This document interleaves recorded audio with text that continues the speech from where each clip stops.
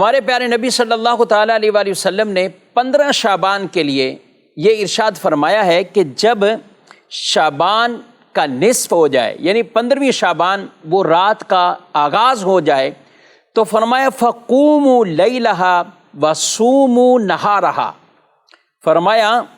اس کی رات میں تم قیام کرو اور اس کے دن میں تم روزہ رکھو، کہ یہ وہ رات ہے کہ جس میں اللہ پاک خصوصی طور پر ایک اپنی شان کے لائق آسمان دنیا پر تجلی فرماتا ہے۔ رب تبارک و تعالیٰ کی طرف سے اس رات میں ایک اعلان وہ کیا جاتا ہے، اور وہ اعلان یہ ہوتا ہے کہ ہے کوئی ایسا شخص کہ جو اللہ کی بارگاہ میں استغفار کرے کہ اس کی توبہ کو رب قبول فرمائے۔ سبحان اللہ۔ فرمایا ہے کوئی ایسا شخص کہ جو رزق مانگے اسے رزق دیا جائے، ہے کوئی ایسا جو کسی مرض میں مبتلا ہے، کسی آزمائش میں ہے، اللہ اسے عافیت عطا فرمائے۔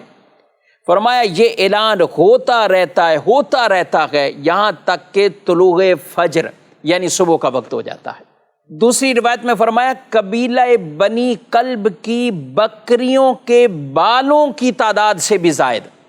اللہ لوگوں کی اس رات بخشش مغفرت فرما دیتا ہے۔ اب ایسی بابرکت شب ہو، بابرکت ایسی رات ہو، آج افسوس سے کہنا پڑتا ہے کہ کچھ ایسی پوسٹیں چلا دیتے ہیں، ایسی تحریریں وائرل کرتے ہیں، کوئی فضیلت اس کی نہیں۔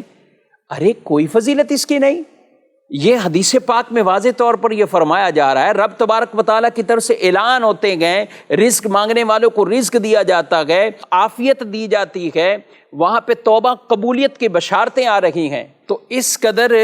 برکتوں اور رحمتوں والی شب ہے، لوگوں کے رجحان عبادت کی طرف ہوتے ہیں، مسجد کی طرف ہوتے ہیں، آتے ہیں لوگ مسجدوں میں، ایک رونقیں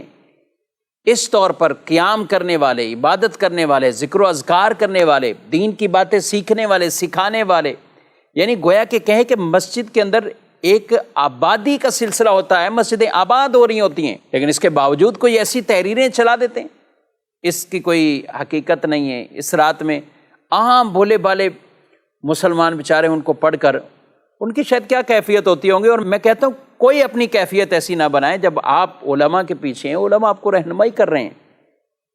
اور یہی سلف صالحین کا یہ انداز اور طریقے اور یہ روایت کن کے لیے بیان کی گئی، جس میں بطور خاص رسول اللہ صلی اللہ علیہ وآلہ وسلم نے فَقُومُوا لَيْلَهَا یہ ارشاد فرمایا قیام کرو اس رات میں تم قیام کرو۔ تو جو آ رہے ہیں، جو پڑھ رہے ہیں نماز، اہتمام کر رہے ہیں، تو وہ نفلی عبادات کی طرف ہی آ رہے ہیں۔ اب وہ سوچئے کہ جو لوگوں کو عبادت سے روک رہا ہے وہ کیا مناع للخیر، قرآن پاک کے اندر جو کافروں کا طریقہ، اور بالخصوص ولید بن مغیرہ بدبخت آدمی جس کے قرآن پاک میں اس کافر کی کئی برے اعمال کو نشاندہی کیا گیا، اس میں ایک بری صفت کہ یہ خیر سے روکنے والا ہے۔ ایک طرف تو وہ طبقہ شب برات میں جن کے بچے جوان یہ گلیوں میں نکل آتے ہیں اور طرح طرح کے اس رات کے تقدس کو پامال کر رہے ہوتے ہیں، وہ چاہے آتش بازی کے ذریعے کسی اور وجہ سے،